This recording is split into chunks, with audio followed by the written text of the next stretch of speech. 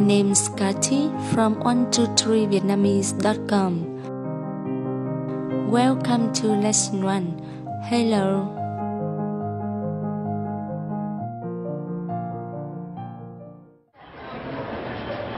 Hi Tony, welcome to Hanoi.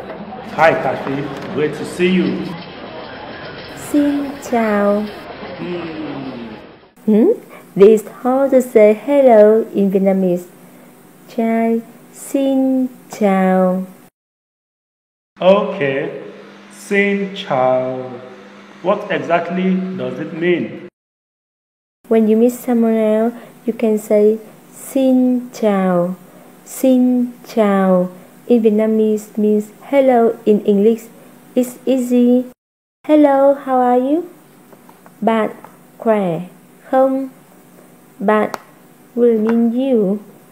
Khỏe không will mean how. Bạn khỏe không? It will mean how are you? Do you want to give it a try? Bạn khỏe không? Is this sound okay? Yes, very good.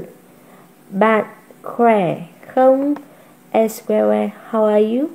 It's the questions and it needs the answers. How are you? I'm very good.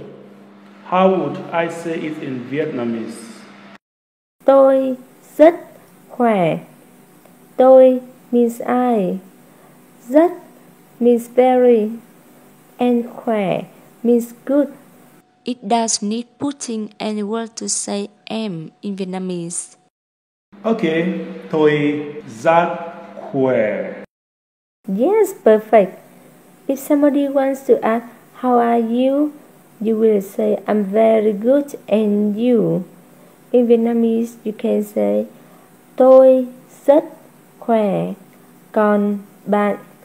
In this case, còn bạn means what about you or and you?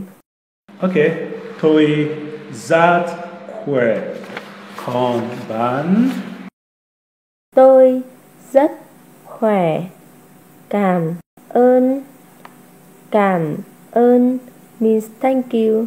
Ha! It's easy. Come on. Is it okay? Yes, very good. Now I know how to say hello and thank you. So how do I say goodbye? Tạm biệt. Tạm biệt means goodbye. Tạm biệt. Yes, that's well done.